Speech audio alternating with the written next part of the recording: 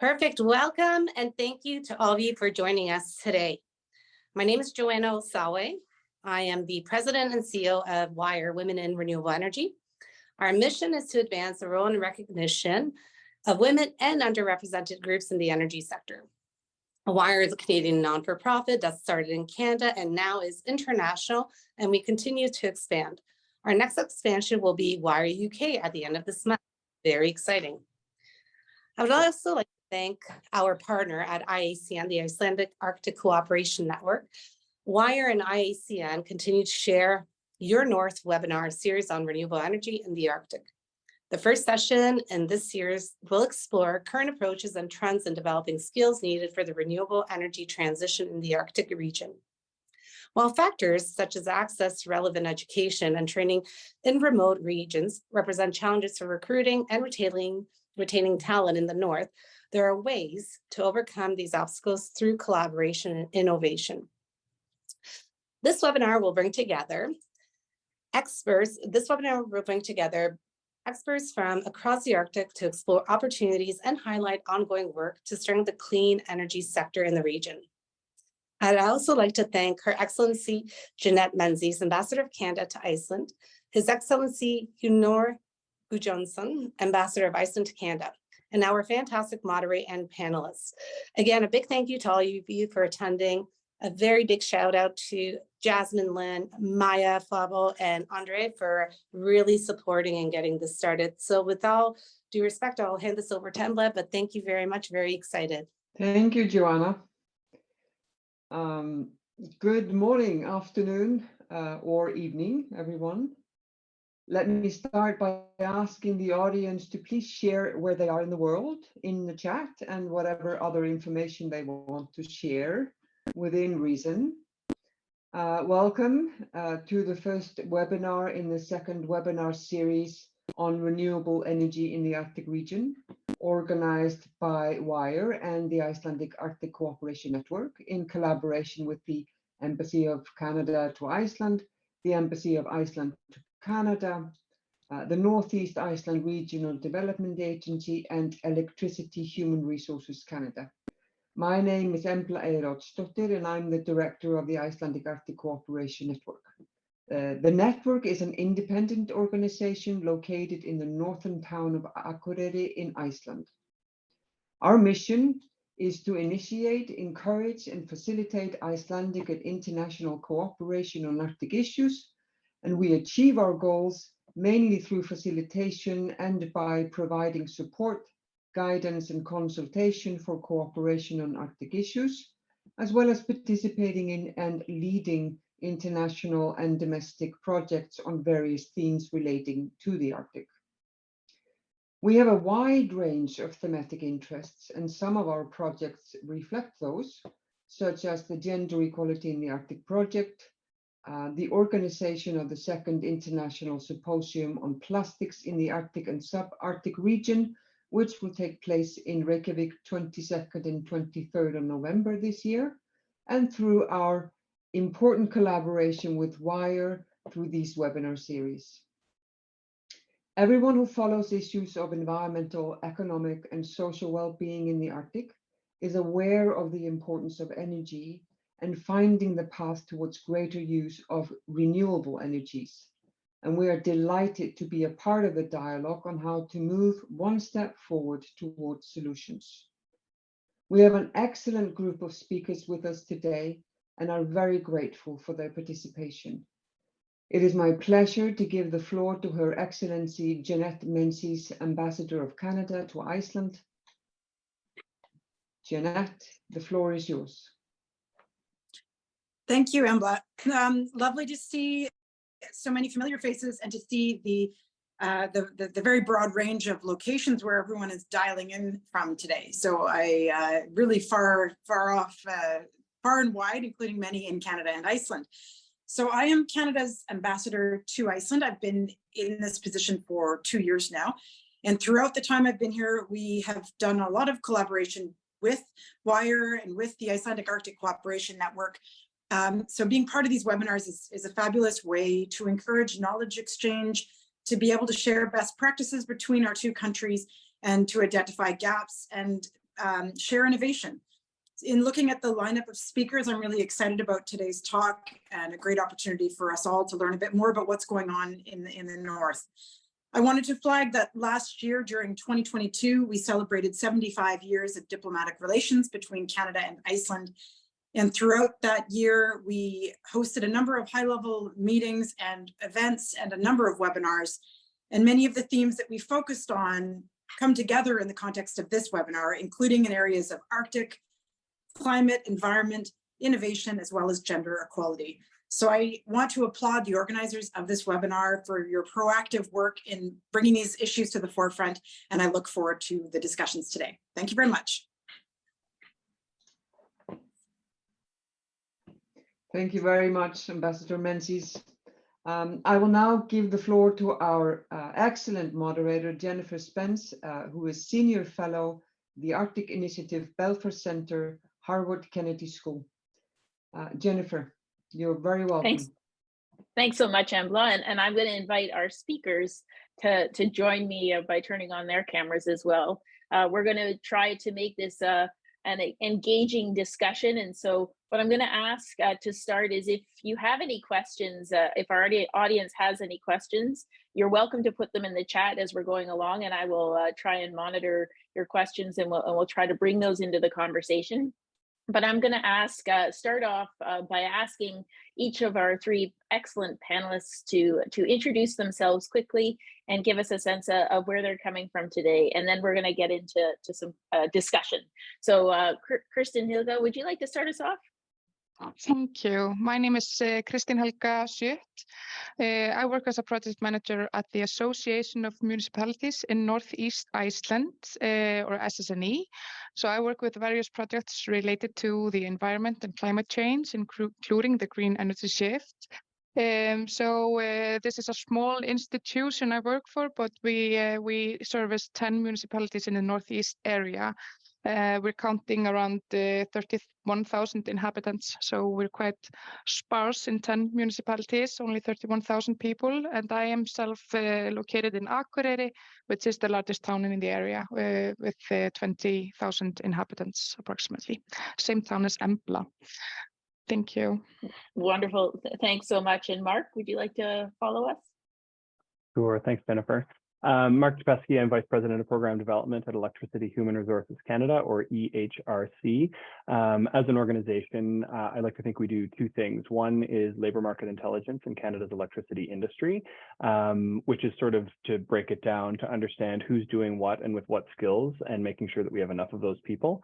And if we don't, this comes to the second part of what we do. We translate that research into actionable programs. So it could be training programs, it could be employment programs, working in partnership with our many employers and training institutions, both post-secondary and even high school and elementary in some instances, which we'll speak to as we discuss things a little bit more today. So thanks so much for having me.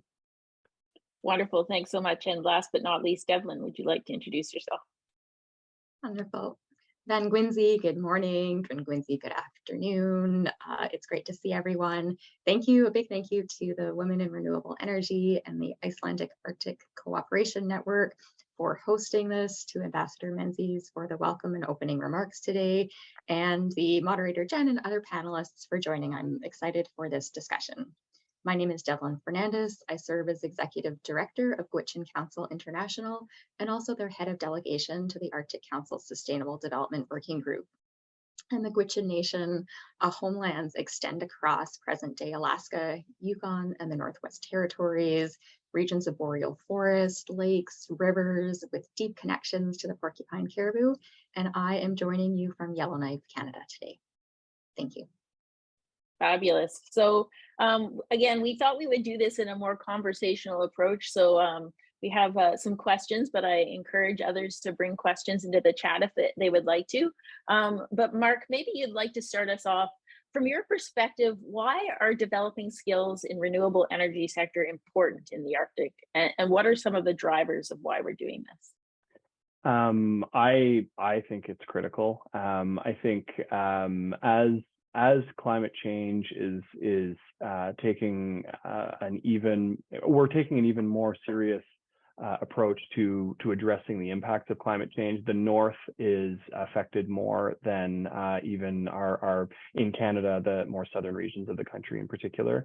So they're feeling the impacts of climate change every day. And so we know in conversation with a lot of communities in the North and in rural and remote regions in Canada that they want to take a bigger part in their own energy production, whether that's through distributed energy or through connection to the grid through big transmission projects.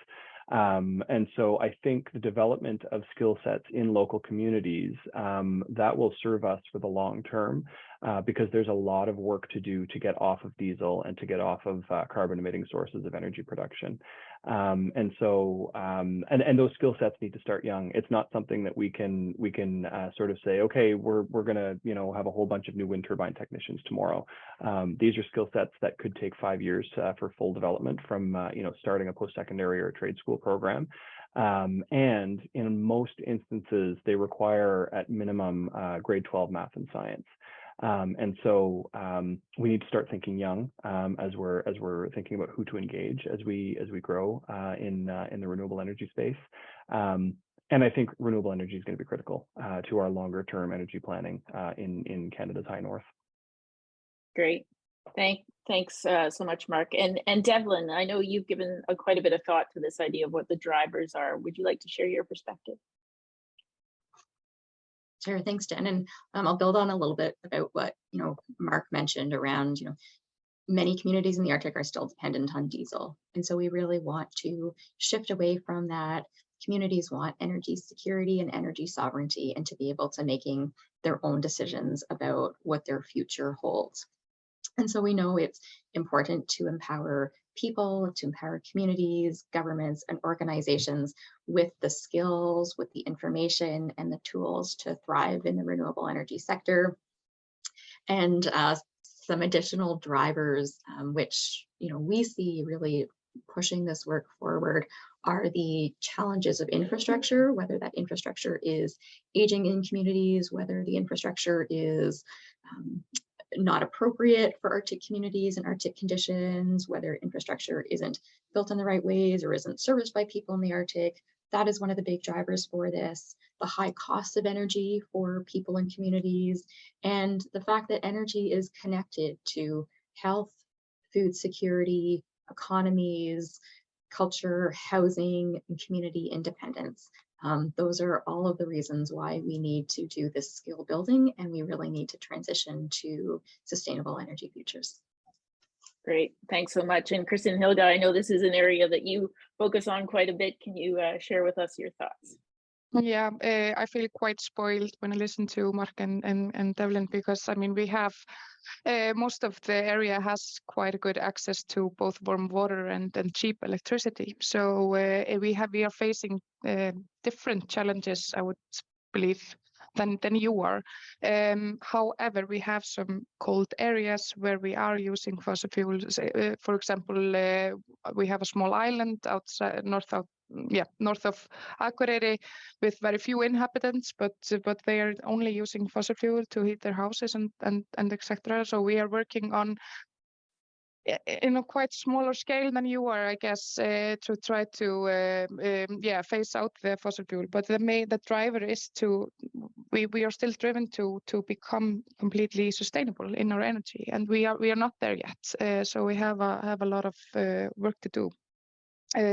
So I think we have to look at other possibilities in becoming completely sustainable, although we have this access to electricity and warm water in abundance as it is. Yeah.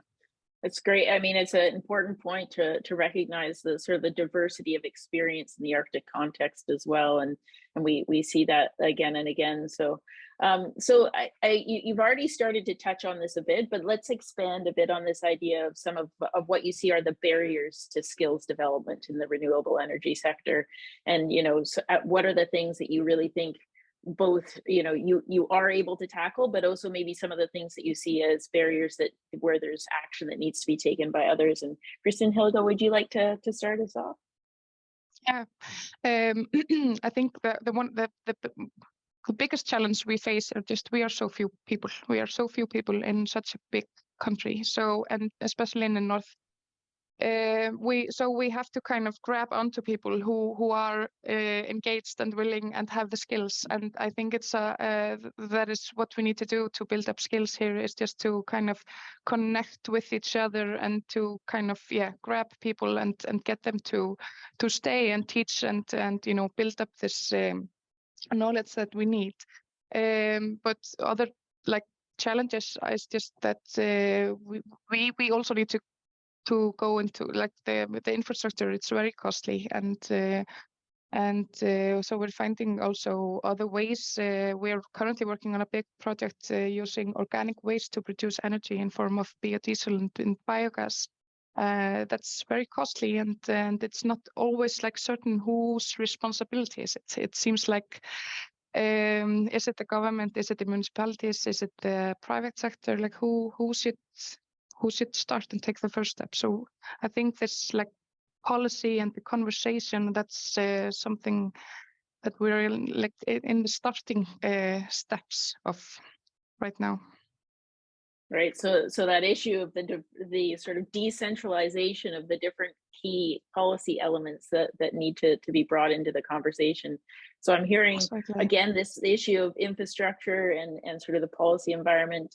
Devlin, what are your thoughts on some of the barriers you've seen? There's lots. I mean, you'll also hear there's really great some opportunities and some tools, but I think there can be direct barriers that we see across the Arctic, although there might be localized circumstances where those barriers are experienced differently.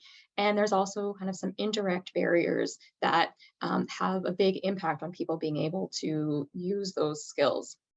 And so what we like to think about is, are we attracting and recruiting and supporting the right people who want to be a part of renewable energy programming and a part of renewable energy futures? And that means, is there funding for that? If there is funding for that, are we supporting when they have other responsibilities? Are there childcare responsibilities that they have? And can we provide training in their home communities, or do they have to travel outside their communities? Do they have, is the training happening during harvesting season where they need to be out on the land and working in ways that support them for the rest of the year? Or is the training designed around times of the year that is well aligned with their other responsibilities?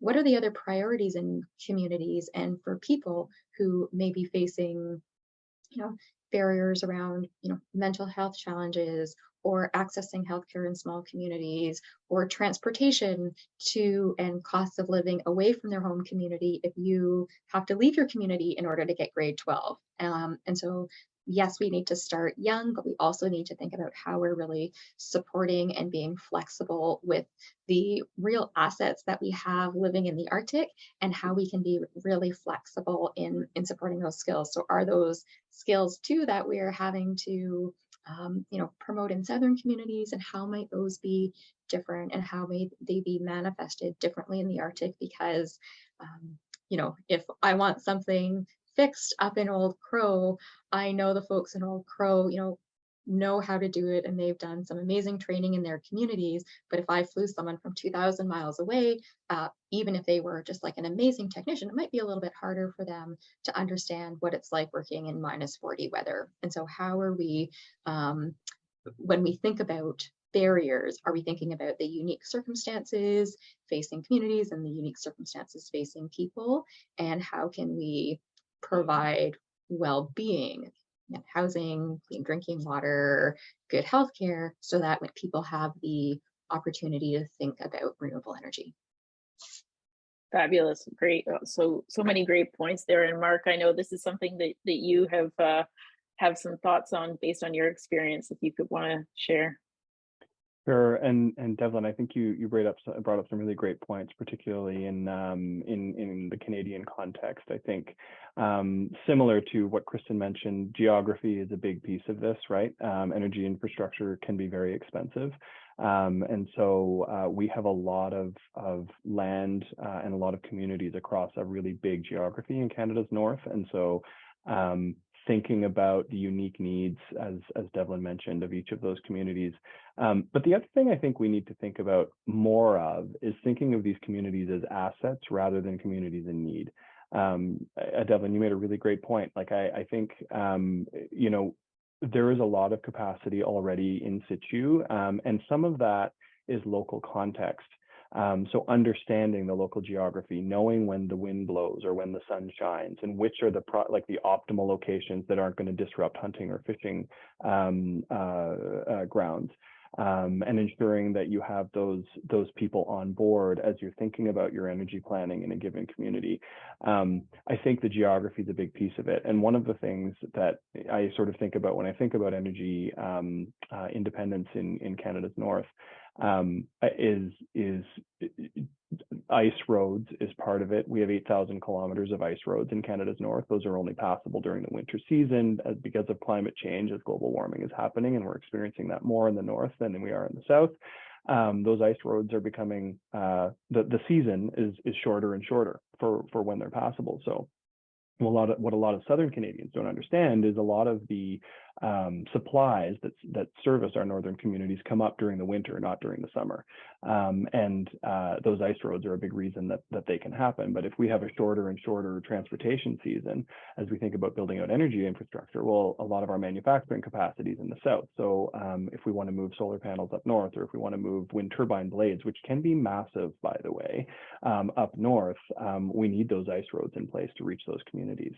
And so that's like, I think of it as a details thing. So ice roads is part of it. If we think about skills capacity specifically and development of that capacity in our rural and northern communities, one of our challenges in Canada is actually internet connectivity, but also local capacity to deliver on site.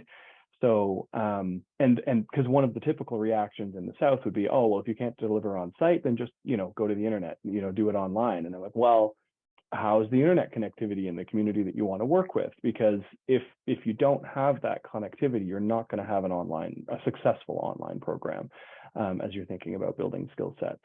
At last count, I think we have 2 post-secondary institutions in the Arctic. One is Aurora College. The other is in Yukon University. Recently became a university, and so we need to build more capacity in the north to deliver the types of programs that are required to do this, because a lot of these are high-skilled roles. Like if we think about electricity, 80% of the industry is either a technician, technologist, an engineer, or a tradesperson. And all of those require a grade 12 math or science. Now, Ontario has just changed the rules a little bit very recently. So, but that aside, most of those, until very recently, it was a grade 12 math or science degree. And if in order to access grade 12 math and science in your community, you have to leave that community, that in and itself is a barrier to that individual accessing and becoming, whether it's a technician, technologist, engineer, or tradesperson. And then to access post-secondary, again, Devlin brought up some really great points, and I know we're going to get to it in a little bit, but ensuring that you have not just funding for core training or access to employment, but also those wraparound supports that could be required for individuals to truly access a number of these programs will be critical, because there are additional barriers faced by individuals when they want to access training if they have to leave their home location. So I know there was a lot there. So, but I'm always really reticent to talk about barriers first, because I also see so many opportunities. And so, some people call me the Debbie Downer when I start talking about barriers, but I think there's a lot of opportunity that I think we can speak to in a bit as well. Absolutely. I mean, I think what's really important in terms of what all of you have been describing here is sort of that interconnectedness, that you really can't just take the renewable energy sector and sort of focus in on it and assume that you can find the solutions. You've really got to take a holistic approach, a community-based approach, and all 3 of you are sort of speaking to those sorts of core elements. You've got to look at it in its place, in its context. So now I'm going to give you that opportunity to profile some of the sort of initiatives that you think are really sort of moving the bar forward, those opportunities and the opportunities that exist and the advances that are being made. So Devlin, if you'd like to start us off and talk to us a bit about some of the initiatives that you feel are really advancing this idea of skills development in this sector. Sure. Thanks, Jen. And yeah, I'm really inspired by the conversation. I mean, I think, again, there's, as Mark said, like there's lots of barriers. There's also lots of really great shining lights that are coming forward, and lots of examples I think we can draw on. And as we look across the Arctic, there are unique circumstances and where some communities have done really amazing things. I think we can learn from them. So just a short context, like when we think about the examples and we think about the types of opportunities that are out there for renewable energy, we kind of divide them into a few categories, right? Because you can have different tools that you use, you can create networks. Kristín, Helga talked about, the people-to-people connections that need to be made. You can have demonstrations of what renewable energy in the Arctic looks like, and you can have policy and research options that help advance strategic energy initiatives. So I'm going to highlight briefly 2 examples that we've been involved with at the Arctic Council that I think have some implications across the circumpolar Arctic. So the first is the Arctic Community Energy Implementation Toolkit, and I'm going to put a link in the chat in a minute to that, but it was based on the notion that you need a way to understand the examples, to understand how to do your community energy planning, but not just planning a report that sits on the shelf, but actually come up with a way to implement your energy plan. So it's meant to be used by energy champions in communities and support you through all of the steps it takes to transition your community to sustainable energy. So we're really proud of it. It's available for download on our website, and it helps people think about what are the case studies, what are the engagement strategies, what are the options you need to think about when you're moving toward renewable energy. And it is designed with the Arctic in mind. The second example is called the Arctic Remote Energy Networks Academy, or ARENA. And I recognize, I see some familiar names on the call list who've been part of the ARENA program, but it is a circumpolar knowledge sharing program that was delivered recently in partnership with the United States, Canada, and Iceland.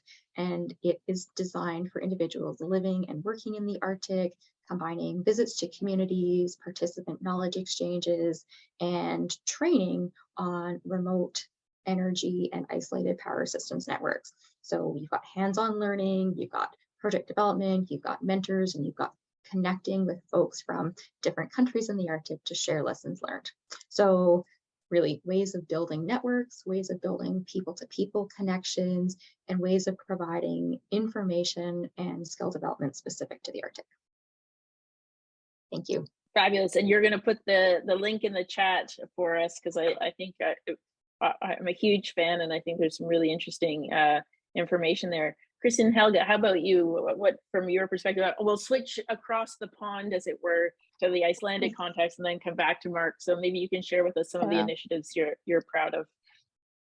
Yeah, I have to, on a much smaller scale, I have to give praise to the National Energy Authority of Iceland, which have been doing a super interesting project. I think it's an EU-based project where there are more nations taking part, but they're working in this really small island I mentioned, Grímsey, outside Akureyri, where they're still using fossil fuel and quite dependent on fossil fuel, one of few places where they're completely dependent on fossil fuel. And so they are kind of working with the inhabitants in putting up heat pumps, ground to air, and putting up solar cellars, putting up wind turbines, so it's like a pilot project where you can, transfer these this knowledge and experience and to other places which are the cold and sparse places. So I think this is just a great example of having a hands-on project where you go to the island, you work with the inhabitants, you provide the technology, you teach them how to operate, and so it's not maybe a super technical skills, but I think this change that needs to happen is also just we need to change our habits. And that's also a great barrier for all people, I think, to change your habits, to go from something you're used to. You have one solution, you have the fossil fuel, you have to kind of go over and switch to different solutions. So small projects like that with few people, they can have great impact. And we can learn from that and transfer this knowledge to other places. I will try to find a link to this project and put it in the chat because it's really interesting. It's super small, but it's just skills that can be transferred and taken to other places. And I think those kind of initiatives they have great impact. So thank you. Wonderful. Thank you so much. And Mark. Sure. I'm actually going to add one more barrier. I'm sorry, I meant to bring it up before, and it actually feeds into my opportunity. So, and the specific example, and the barrier is funding cycles. So one of the ongoing challenges, and I don't know if this is the case in Iceland, but it certainly is in Canada. The ongoing challenges we face as a not-for-profit organization. We do a lot of work with the federal government.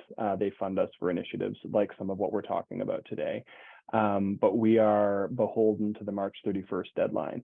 And often those funding envelopes are good for 1 year or one fiscal year and then have to be renegotiated each time. And so that doesn't serve us particularly well from a long-term planning perspective. So as we engage with local communities, sometimes that can take time. And sometimes that can, that's something that happens over the course of years, not over the course of like a few weeks or months, because we're building trust. We're working with them to understand what their local capacity is and what their needs are and that sort of thing. And so funding cycles is absolutely a barrier when we think about, like a 1 year sort of term. And then of course, having to complete everything by March 31st. Which it's totally arbitrary when you're thinking about Arctic cycles. So on that note, though, using some of the funding that we managed to work with the Canadian government to secure, we actually partnered with Carcross Tagish in Yukon. We had the way we typically work is we have an employer that has a need. So in this case, it was Solvest Energy. They're a renewables deployment company up in Yukon. They've done some work, I think, in Northwest Territories as well. And they had a need. Their need was, we don't have enough workers with the right skills to do the work that we need. And they're mostly solar. I think they do a little bit of wind. So we said, okay, well, you're in this community, Carcross Tagish, perhaps we can work with the local community to find people to train into the positions that you need. So sure enough, we partnered with the community, with Solvest. So Solvest has the jobs. They bring to the table some of the skill sets with regard to like the onboarding piece. We came to the table with sort of the standard we would expect for somebody to graduate from, with like a PV installer sort of perspective. And then Carcross actually had a training facility on site that they were able to work with us. And so we were able to train, in this instance, 5 PV installers that then got jobs at Solvest Energy to do the solar deployment in that particular community. Those types of models can be really successful. In this particular instance, we were not only able to offer full training cost coverage for the participants of the program, we were also able to offer some wraparound supports in the form of, it was different for each participant. So like one participant, I think they had to come in a little bit further. So there was a rent component.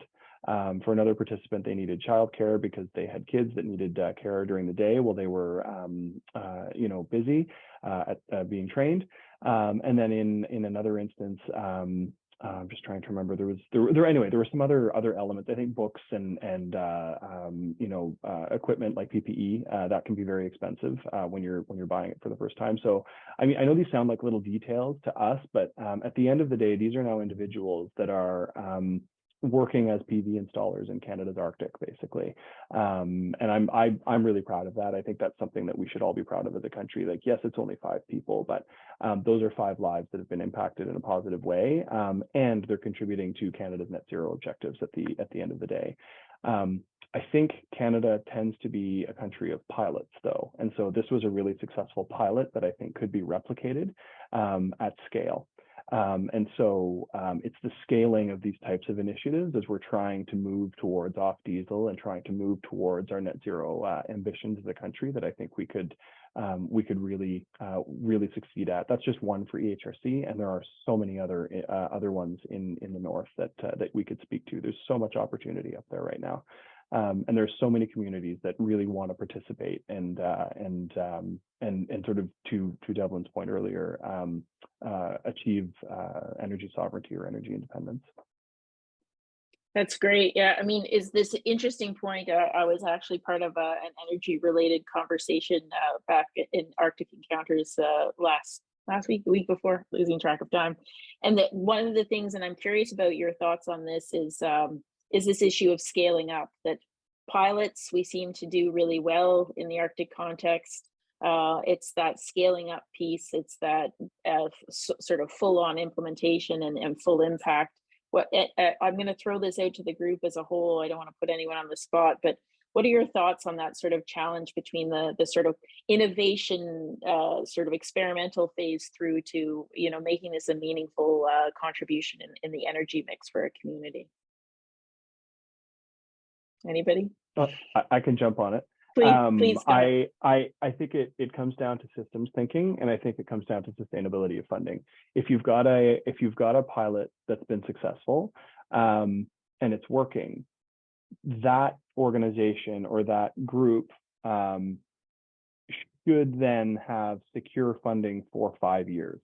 It shouldn't be this, because what ends up happening inevitably, and like I run into this regularly, is we start thinking in fiscal year cycles, and I can't do systems planning if I'm thinking in like a 1-year cycle. Systems planning, I was talking to somebody recently about just Canada's, like generally, like in our electricity planning. Like, we've been building our grid in the south since, like, I think it was 1886 was the first hydro facility put in, and it was actually in Ottawa, believe it or not. At least Hydro Ottawa says that. I'm sure somebody else will disagree somewhere across the country. But like, it's taken us this long to build the electricity infrastructure that we have in the south. And that means, like, the skills development, the transmission lines, the hydro generating facilities, the nuclear facilities, like all of these different facilities. It's taken a long time to do it, and now we're trying to do it really fast in an area that we haven't historically done it. And so that's hard. And so if you have successful pilots, we need to fund them appropriately because they've demonstrated success. And so now we need to give them the opportunity to demonstrate that success on a bigger scale. And I just don't think we've historically been doing a particularly good job of that.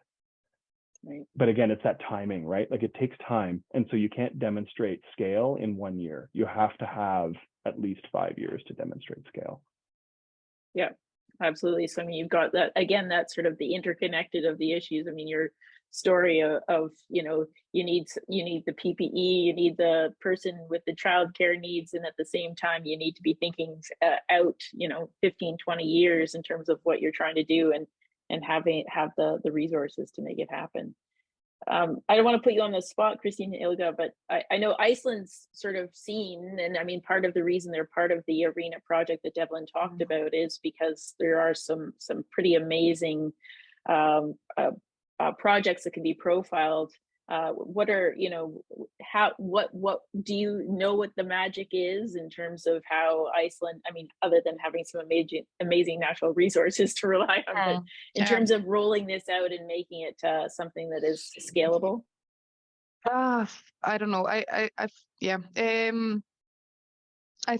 Again, we are very spoiled, and in terms of natural resources, but that does not mean that I think we are starting to realize that we have to be smarter about the resources. We have had abundance of hot water here in Akureyri since beginning of times, but now we are trying to find water outside because we are running out of it, mainly because we're using too much of it, and so on and so on. So, but of course, when you I just have to also agree with Mark about this with the pilot projects and how they tend to end because we don't give them enough time to develop and the funding stops in the end. But I don't know what the magic is other than just being in a, of course, we have quite high education in the country as a whole, or even though we don't have the technology programs necessarily here in North Iceland, but we are lucky in that way that we have the universities in the capital region, which, and we have had the history of people going abroad, studying and coming back. So I think that is our luck eventually, that people come back with the knowledge, and we can't really forget that in this picture. We are dependent on our neighboring countries in that way. We gain skills also from abroad, and that's also another because I talked about the program before. The thing about the teachers coming to teach here in Iceland and in Akureyri, I think exchange programs are very important in this regard, to be able to go abroad and see and teach and come back with the knowledge. So I think that's maybe a cultural thing as well, that we've been doing that for a really long time. Yeah, no, that's great. And I see Devlin's adding to the chat there, but I'm going to look to her. I mean, there's this issue of partnerships. And I also think, I mean, you talked about it earlier, is networks, right? And so I just want to turn to you. I mean, ARENA is this example of opportunities to learn in a circumpolar kind of across countries. And I think it also is an opportunity to look at how to sustain through mentorship and those types of things. So I'm going to actually ask you to put you on the spot and say, like, to elaborate on that idea of networks and partnerships. Sure. And again, I really appreciate that Mark and Kristín and Helga shared those examples, because and thoughts around systems thinking, around where there have been benefits of people coming back, people leaving, learning things and coming back, because we want to recognize those values and that assets. But in terms of whether we and how we scale programs and how we scale demonstrations and how we sustain them, I also think we need to be cautious around the idea of scaling versus the idea of replicating, and how are we using the good practices in a particular place and sharing those and replicating those across. And so for some, that the word scale is interchangeable there, but I also think that this notion of scale is balanced, and both, again, what I heard from Kristín, Helga, and from Mark is a real centering on what the community needs are and what the community context is and what the values and the assets are in a particular place. And so how are we balancing kind of listening to what might be needed and then bringing those either examples, those practices, those best networks from other places. And so a quick story about one of the Gwich'in communities located in the Arctic in Old Crow, and they were partnering with Solvest, partnering with the Yukon government, the utility producer, and for decades completely dependent on diesel. And so they wanted to transition away from diesel and were looking at solar power. Now, the best place in the community for the solar panels was like right in the middle of the community, in the middle of all of the blueberry bushes. And so, you have this conversation and community engagement around, is that appropriate? Do you just, do you harness the sun in a way for food as well as for power? And what does it mean to be, community ownership and community access to it? And, as it turns out, the solar panel and the solar farm is like literally right in the middle of Old Crow. There's blueberry bushes between the rows, and it's a beautiful thing to think about how the Gwich'in First Nation has transitioned to being able to turn off those generators in the summer. But I think, when we think about that example, is solar the most appropriate for every community in the Arctic? Well, probably not. But the questions that they went through to ask whether it was, how they worked with the utility producer to think about what their agreement was for putting energy on the grid, how they organized their community meetings and brought elders in and brought the harvesters in to say, is this the right place for it? Those were all really good questions, and the experience that say Gwich'in has with energy producers, is very different from some other Indigenous peoples in the Arctic. And so we also recognize that peoples, where renewable energy happens and how it happens, you have to be respectful of that. It is about energy sovereignty, and different people are going to have those different opinions. But this scaling and replicability, again, how we're thinking about funding to sustain things when they work, so that when we build up expectations, we can continue on with those good practices, and we can really highlight those examples to others who need that hope and inspiration and know how to implement it themselves. This is really fabulous, and I think I love that sort of differentiation between scaling and replicating, and the importance of community decision making to make sure that there's a right fit for what the community needs. So I think that's fabulous. So as we come close to the end here, we have presumably, or I'm assuming, we have viewers who are interested in this sort of space. They're wanting to sort of, hopefully they're inspired to engage and be part of the solutions moving forward. So I'm going to ask each of you to share sort of one idea or perspective to the audience interested in advancing this renewable energy sector in the Arctic. What would your message to them be? And I'll start with you, Mark. Caught me off guard there. I think actually Devlin raised some really great points. I think the two thoughts that I would leave with the group would be these. Community engagement in the process, and not just engagement, but ownership of the infrastructure project, whatever it happens to be, and the skills development associated with it, is critical to project success at the end of the day. And then the second piece I would say is that scale in terms of replicability, using Devlin's words again, is something we just really need to hyper focus on in Canada now. I think in order to achieve our net zero objectives and our off diesel objectives for the country, I think those are the things we need to do, and we need to think about it in the long term, not the 1 year fiscal cycle term. I love it. Great. Kristín, Helga, over to you. Thank you.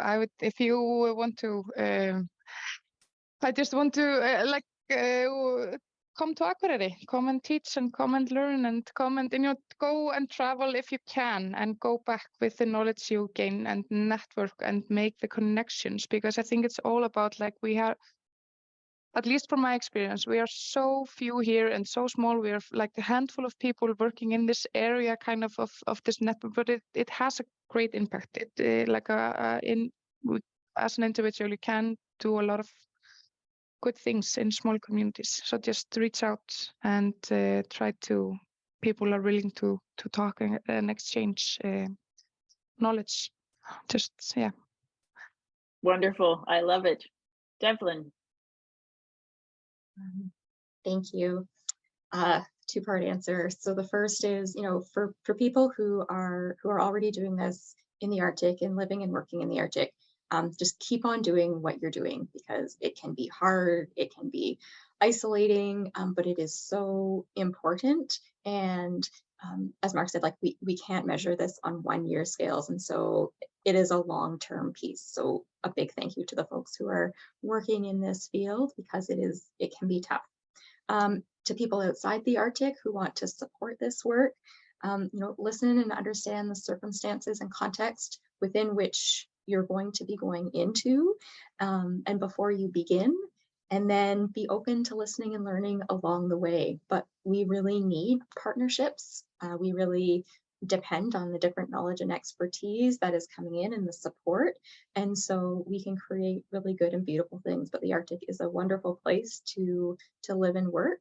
And it is going to take everyone working together to address climate change and to address the warming Arctic and to really work towards energy security. Fabulous. Well, I can't thank our three speakers enough. I think they've brought some deep insights and some really valuable perspectives to this. So thank you so much. I want to now invite some closing remarks. We have Ambassador Hlynur Gudjonsson, excuse my pronunciation, who is going to provide us with some closing remarks. Or is he? He's not here yet. Oh, I'm sorry. I'm here. Joanna. Oh, no, there he is. Okay. Hlynur, Ambassador, please, the floor is yours. Thank you, and thank you all for a fantastic conversation. I missed the beginning, but I will be sure to watch the recording. I would like to start by thanking the organizations and the speakers from Electricity Human Resources Canada, SSNE, the Northeast Development Group, Gwich'in Council, and the SDWG at the Arctic Council for being with us today. I would like to, it is, as we've seen in Iceland, both through the renewable energy build-up in Iceland through the past 100 years, how vital it is to have skilled professionals in renewable, in geothermal and hydro, and of course is the reason why Iceland has been able to excel in building up renewables for our economy. I would like to just mention few events that are planned for the next few months in the webinar series. The next one online is the intersection of biodiversity and renewable energy in the Arctic. Then we have COP28, what actions are needed for Arctic renewable energy sector. And the fourth one in the series will be exploring innovation and emerging technologies. Wire and the partners will share the links to this at a later stage. But again, thank you for a great conversation, and enjoy the rest of your week. Thank you very much, Ambassador. Really appreciate that. And so you've heard that this is just the beginning of an excellent suite of discussions that are going to be happening in this important area. And we want to sort of hear from you in terms of how this was and anything that you would like to provide feedback on. So we do ask, you're going to see a survey, and we do ask that you answer the survey and provide us with your feedback. That's incredibly valuable to us as we plan these things moving forward. So thank you to everybody for taking the time to be part of this conversation. We hope that you found it to be interesting, and we hope to see you for the next session. Take care.